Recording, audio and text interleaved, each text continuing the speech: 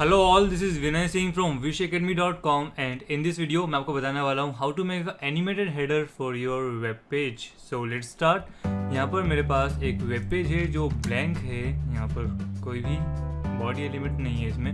ये है इसका source code, there is no body element and यहाँ पर केवल टाइटल दिया है एंड यहाँ पर इसी के साथ एक style.css फाइल है जहाँ पर मैंने HTML एंड बॉडी के लिए कुछ बेसिक CSS लिखी है। सो ये हमारी फाइल थी। सबसे पहले मैं HTML फाइल के साथ CSS फाइल को लिंक कर देता हूँ। ओके, सो यहाँ पर मैंने लिंक टेक का यूज़ किया है, link related to style sheet href css style.css। This is the path of the CSS file.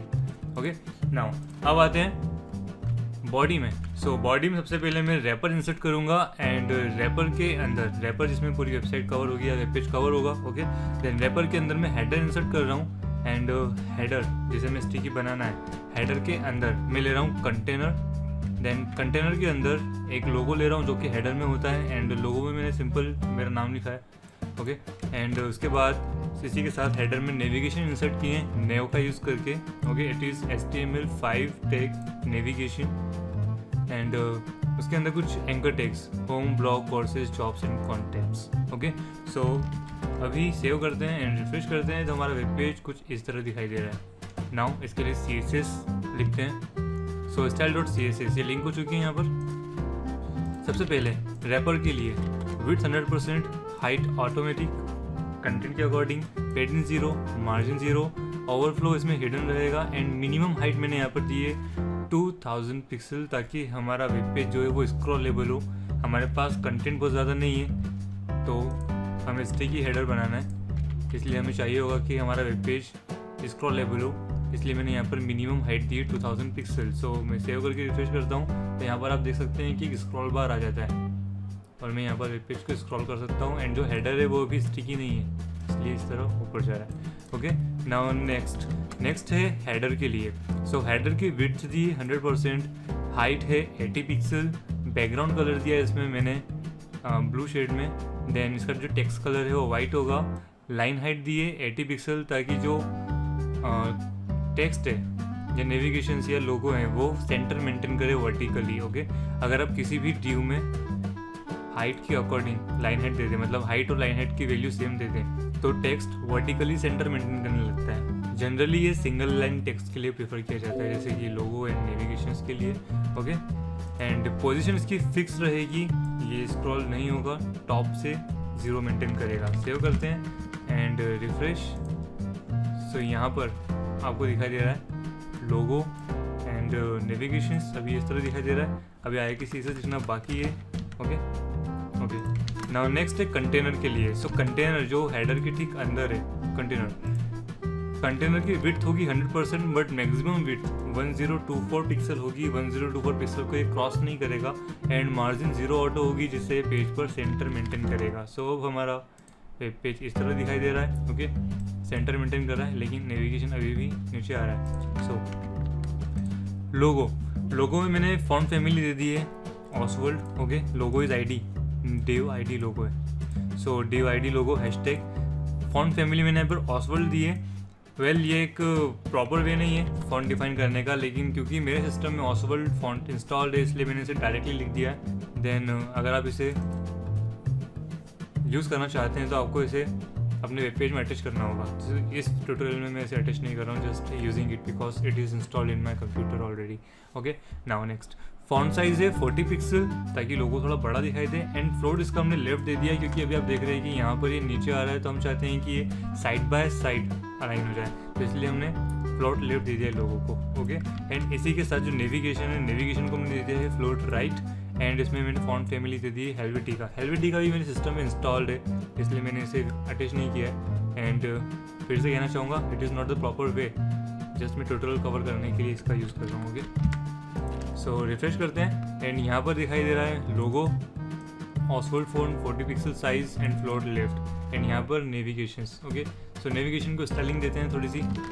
Navigation में जो एंकर है उनका कलर है वाइट। टेक्स्ट डेकोरेशन मैंने कर दिया है नन ताकि अंडरलाइन दिखाई न दे। फॉन्ट साइज मैंने 18 दी है ताकि थोड़ा लार्ज फॉन्ट दिखाई दे।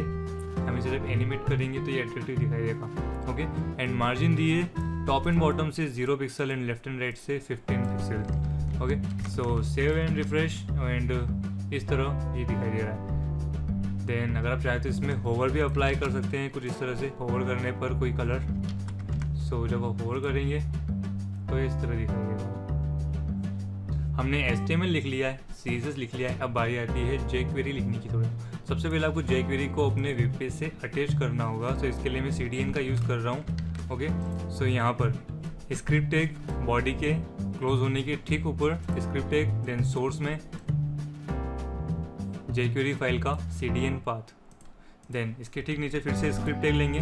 देन स्क्रिप्ट टैग के अंदर अब हम लिखेंगे कुछ jQuery कोड लाइक $डॉक्यूमेंट मतलब आपका वेब पेज ऑन स्क्रॉल मतलब स्क्रॉल होने पर एक फंक्शन एग्जीक्यूट होगा। ओके, तो जैसे ही डॉक्यूमेंट मतलब आपका वेब पेज स्क्रॉल होगा तो एक फंक्शन एग्जीक्यूट होगा। इफ़ अगर $this.scrollTop, दिस का मतलब है यहाँ पर डॉक्यूमेंट से। ओके, क्योंकि हम डॉक्यूमेंट के अंदर इसे लिख रहे हैं इसलिए $this डॉक्यूमेंट को डिफाइन कर रहा है।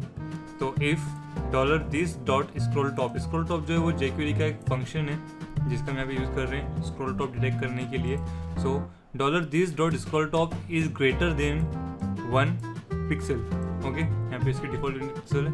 सो अगर डॉक्यूमेंट टॉप से 1 पिक्सल से ज़्यादा स्क्रॉल हो तो हेडर जो है वो ऐड क्लास करेगा स्टिकी। अगर आपने jQuery के ट्यूटोरियल्स नहीं देखे तो प्लीज़ देखिए, एंड अगर आपको jQuery आती है तो इट्स गुड, इट्स ईजी। ठीक है, सो हेडर ऐड करेगा क्लास स्टिकी तब जब स्क्रॉल टॉप डॉक्यूमेंट का ग्रेटर देन 1 पिक्सल हो, और अगर 1 पिक्सल नहीं होता है एल्स तो जो हेडर है वो रिमूव कर देगा क्लास स्टिकी। ओके, सो इसे सेव करते हैं एंड रिफ्रेश करते हैं। एंड फायरबग का यूज़ कर रहा हूँ मैं यहाँ पर। रिलोड अगेन, बॉडी में div देन हेडर। ओके, आपको यहाँ पर हेडर को देखना है। तो जैसे ही मैं इसे स्क्रॉल करता हूँ तो यहाँ पर div क्लास स्टिकी ऐड हो जाती है। देन मैं इसे फिर से 0 पिक्सल पर ले जाता हूँ तो यहाँ से क्लास हट जाती है। फिर मैं इसे स्क्रॉल करता हूँ तो फिर से क्लास स्टिकी ऐड हो जाती है क्योंकि स्क्रॉल टॉप की वैल्यू 1 पिक्सल से ज़्यादा है।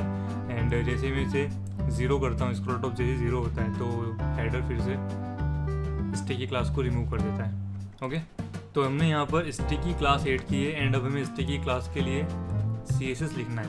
सो स्टिकी क्लास है हेडर में, तो header dot sticky. Okay, header में स्टिकी क्लास ऐड करें इसलिए हेडर डॉट स्टिकी। अगर आप स्टिकी क्लास को हेडर के अलावा यहाँ पर कहीं और यूज़ करेंगे तो ये वर्क नहीं करेगी क्योंकि हमने यहाँ पर लिखा है हेडर के साथ जो स्टिकी क्लास है वो होगी, यहाँ पर स्पेस नहीं है। सो हेडर डॉट स्टिकी में मैंने यहाँ पर बैकग्राउंड जो है वो रेड शेड में लिया है एंड इसकी ओपेसिटी मैंने 0.9 दी है। देन हेडर की जो हाइट है डिफ़ॉल्ट वो यहाँ पर 80 पिक्सल है, लेकिन जैसे ही header dot sticky class add होगी तो हाइट 50 पिक्सल होगी। ओके, ये हमने एनिमेशन इफेक्ट देने के लिए किया है। देन जैसे ही आप स्क्रॉल करेंगे तो आपका हेडर जो है वो छोटा हो जाएगा।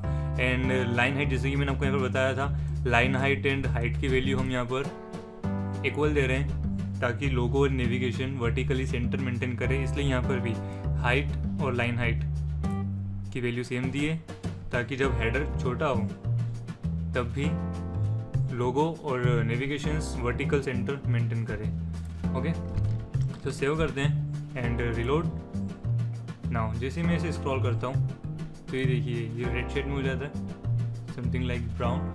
एंड यहाँ पर लोगो का साइज़ वही है, नेविगेशन का साइज़ भी वही है, तो हम इन पर भी एक्सपेरिमेंट कर सकते हैं। हेडर डॉट स्टिकी के अंदर जो लोगो है उसका फॉन्ट साइज हम छोटा कर देंगे 22 पिक्सल। जनरली हमने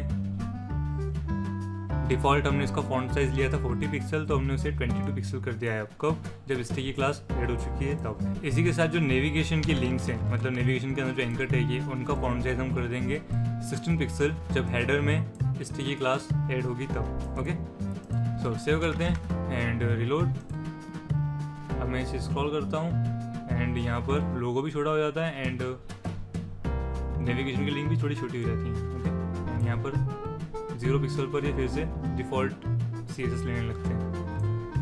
नाउ यहाँ पर हेडर चेंज हो रहा है, स्टिक भी हो रहा है, लेकिन एनिमेट नहीं हो रहा है। सो एनिमेट करने के लिए हमें हेडर में देना होगा transition all 0.5 second with ease.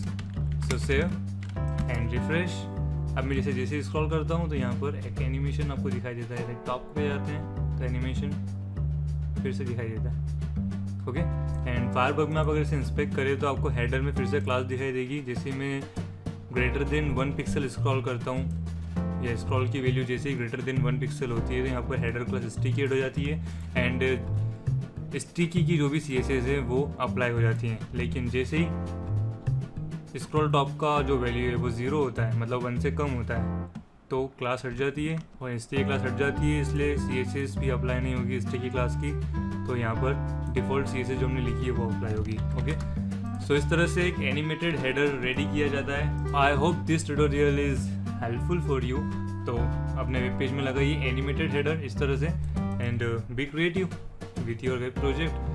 See you in next video. Till then, please don't forget to like the video. Don't forget to write your comment. So see you in next video. Till then, happy coding.